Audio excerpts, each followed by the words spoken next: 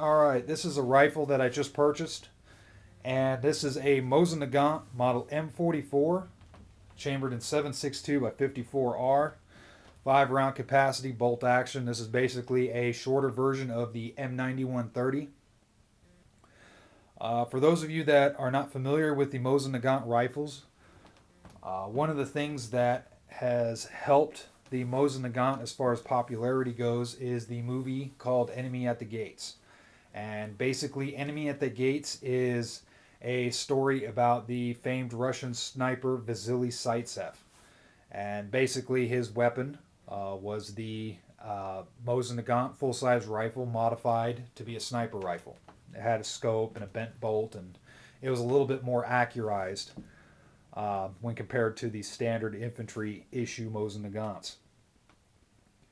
Now, these things, number one, they're so cheap because there's so many of them, and that's a good thing because they are tough. They've already withstood the test of time. My particular model was built in 1946.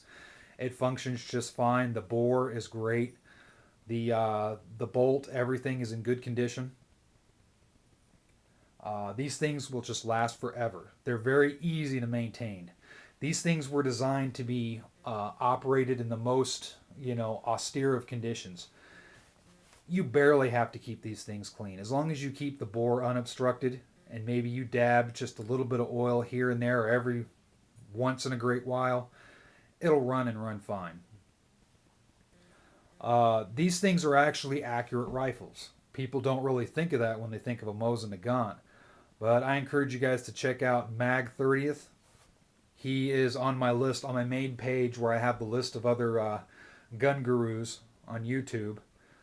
He is on the list, and like I said, his screen name, his username is Mag 30th. He has a couple videos. He has one of a M38, I believe, a Mosin Nagant M38, which is the precursor to this.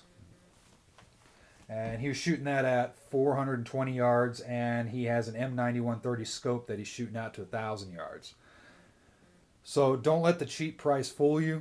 Don't let the age fool you. These things can perform. Even by today's standards.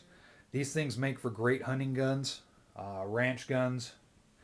The ammo is very, very inexpensive when compared to other rifle ammo. And here's one of the rounds here, just so you can see what the round looks like. This is a Yugoslav. I got some Yugoslav ammo. This is non-corrosive Yugoslav ammo. Now, one of the things about the M44 that I really like, aside from its reliability and its accuracy and just the value that you get for the money, is the cool factor. For any of you guys that's been around M44s, one of the most neat aspects about an M44 is when you fire it, it creates one hell of a fireball, and it is loud as hell. That's just due to a shorter barrel. This thing's only packing right around a 20-inch barrel. And as you can see, there's no muzzle brake, flash suppressor, anything like that. So when you're shooting those full power 7.62 by 54R rounds, you get a heck of a muzzle blast. And that's cool. This rifle is not meant to be a tactical rifle in any sense, not like an AR-15 or anything like that. To me, it's just kind of an intimidation factor. I really like that. Another thing I like about these is the attached folding spike bayonets. And as you can see there, while it's not any type of need, I think of it just as a cool little plus. I mean, geez, for $100, how much more can you ask for? They come in varying conditions. This one I consider about fair condition. It's been used. You can see, I don't know if you can see, some of the bluing's been worn off. And that's what I wanted out of this particular rifle. I wanted a rifle that had a weathered look. There's some other Mosin Nagants out there that are in really good condition. There's a few M9130s in my area that are they're in great condition. Really good batches. But this one's been used, and that's what I wanted. I wanted a rifle that has a history behind it. So I know with this rifle, it was built in 1946, so it wasn't used in World War II, but I do know that it was an issued rifle and it was used by the military. So with that said, I'll go ahead and end the video. You're going to see more videos. I'm going to take this out to the range here shortly, do some shooting with it.